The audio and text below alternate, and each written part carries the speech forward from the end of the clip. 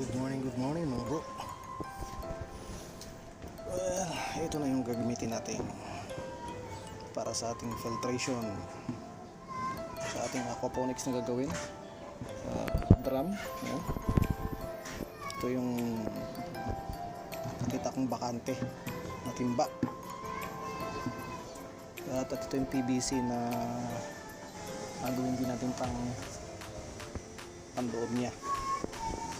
So, una kong gagawin ay susukatan ko yung level nito dito. Kailangan yung pasok sa loob, hindi yan bubutas-butasan natin yung pangilalim nito. Siguro hanggang dito. Yan, okay na yan. Then maglalagay tayo ng parang hindi lumundo pa baba. Siguro mga PVC siguro na kahit ito, yun, maulan na. Bagyo kasi. Kaya nag-uulan. After natin maputol to, butas-butasan natin.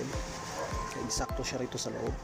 And then yung pinaka-ibabaw niya rin, bubutasan din natin siya ng inlet kung saan papasok yung tubig. Then bababa rito sa baba, lalabas dito sa mga butas-butas. Then sasalain ng mga filter na ilalagay natin, mga filter media na ilalagay natin. Abangan nyo lang po. Every gawa natin may video natin para dito sa ating filtration system.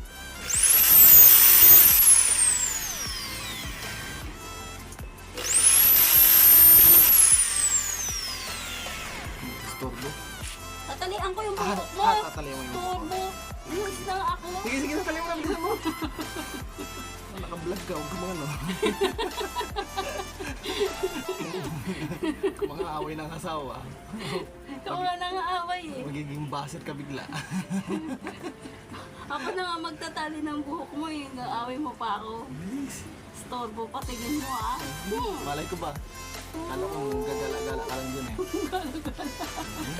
Thank you.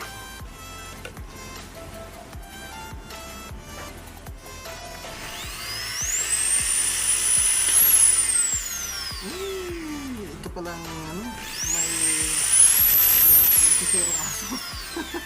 May sisering aso.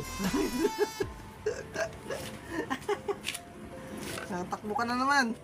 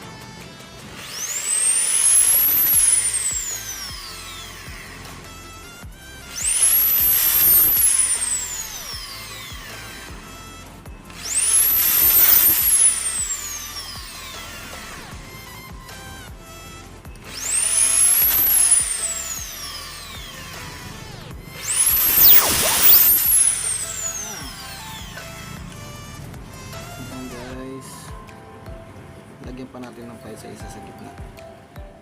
Kalalabasan. Lagyan pa natin ng 3 butas bawat pagkitan.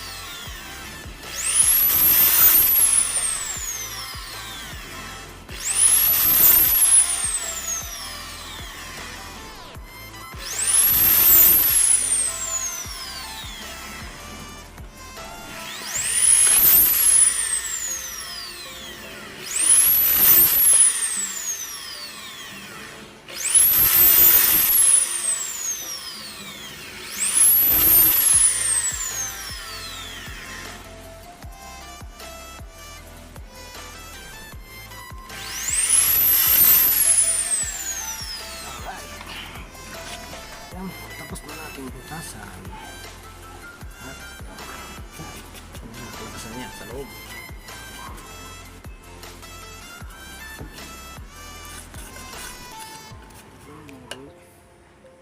Yan na yung magiging loob ng ating filtration system.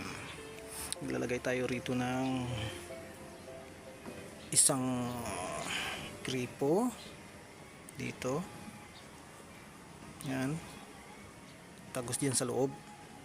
Then mag-i-elbow tayo. Tapos may PVC pipe ito na naka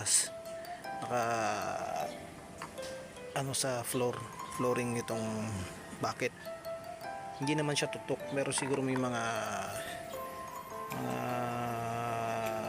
ilang ang clearance niya. Yung purpose nun, just in case na maglilinis tayo, papatayin lang natin yung in ng ating filter, and then hayaan natin siya ng mga 10 to 30 minutes na nakatining o walang flow, para yung mga dumi bumaba. Then tsaka natin bubuksan ito. So hindi natin kailangan magtanggal-tanggal ng mga filtration natin dito sa loob. Siguro once a month lang tayo magbaklas o mahigit. Yan, ito ang tools natin yung gagawin. Tapos yung pinaka out nito, okay, layered po lang yung gagawin natin dito. Naka layer, siguro yung unang layer nito net. Kung meron kayong mga lumang kulambo, goods na goods yun. Lumang kulambo, pangilalim natin. Then susunod natin papatungan ay yung mga graba. Mga kulambo siguro natin mga 1 inch to 2 inch ang kapal. Tapos sunod natin yung graba, mga ganun din, mga 2 inch ang kapal. Then fine na graba, yung mas maliit, malalaki yung una, mas maliliit. Then susunod, kung kakasya pa, charcoal o uling, tsaka pa lang yung biofilter natin. Mga biofilter natin yung mga ceramic ring, yung magiging silbing biofilter natin. Pero maglalagay tayo syempre dito ng supply ng hangin para mabuhay yung ating mga beneficial bacteria para sa ating nitrogen cycle. Yan. So una ko munang gagawin siguro ay magbubutas tayo rito para dito sa ating bulb. Then lalagyan natin ng elbow na halos sagad sa floor ng bucket. And then tsaka tayo maglalagay ng out dito, outlet. Okay, siguro yung out natin, kung hindi kasya dito yung 3 layer o 4 na layer ng filtration natin, gagawa pa tayo ulit ng isang ganito. Pero tingnan muna natin kung kakalabasan. Kailangan kasi ma-cycle na natin to para maka-order na rin ako. Kasi yung susunod ko rito sa filtration, yung fish tank. Lalagyan din natin ng center pipe yan para yung dumi aahon din. Ang purpose niya ay aahon din siya. Lalabas siya rito yung excess na tubig, aahon siya doon sa pipe. Hihigupin niyo yung mga dumi ron sa ilalim. Pero walang pump yan, walang pump. Bali gravity lang yung gagamitin natin. Yun, abang-abangan nyo na lang. Balikan ko kayo after kung may kabit itong valve at kung makapagbutas ako rito ng ano. Iniisip ko pa kasi kung gaano kalaki yung nilagay ko rito na out. Hindi kasi pwedeng ganito, mabubulunan. Siguro mga 1 inch siguro o 2 inch. Tingnan natin, makikita nyo may clearance siya. Pinaka flooring ating bucket, ating bat. Yan, naka-elbow. Then sa labas, yan. Siya. Yan ang nakalabasan yan. Ngayon, ang kulang na lang ay outlet. Outlet nitong ating filter bucket. kalabasan yan. Naisip ko kung ang fish tank ko ay nandito, so dito ako maglalagay ng out niya kasi in case yung kasunod magkagantan tayo ng isa pang filter na ganito, diretso room. Okay, papayangin mo mga yun na yung susunod natin. Linisin ko muna to kasama yung basta set up natin para butas na lang ang kulang niya. Saan pupunta? Saan pupunta? Filter media na lang kulang, tsaka out.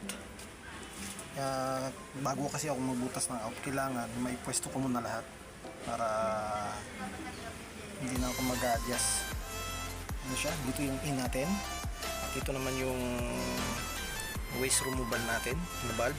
Once na gusto natin maglinis o tanggalin yung mga solid waste sa ilalim, ito bubuksan lang natin to. Then layer na po ang ating mga filter media dito. Kung hindi dito tayo maglalagay sa side na to, baka dun sa kabila. Kasi susunod natin yung ating fish tank, yung piping ng ating fish tank. Okay.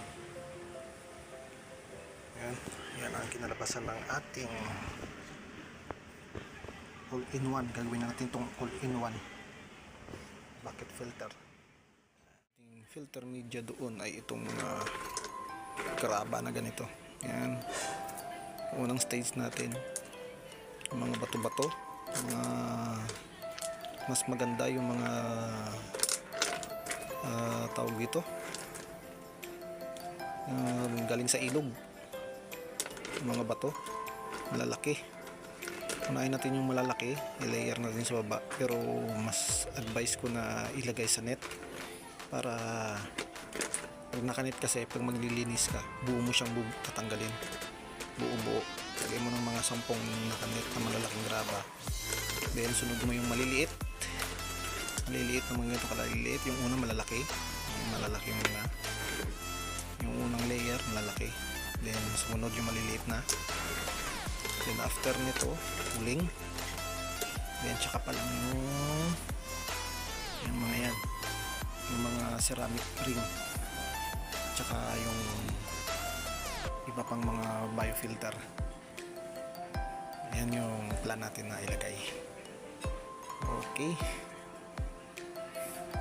siguro hanggang dito na lang muna siguro ang ating vlog, at bukas naman ay sunod natin yung etong fish tank, paano natin gagawin ang kanyang loob.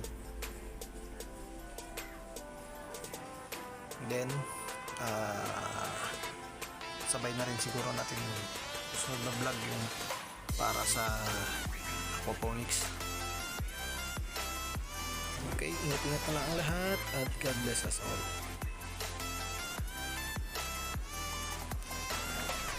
Ating mga gagamitin. Ingat-ingat, God bless.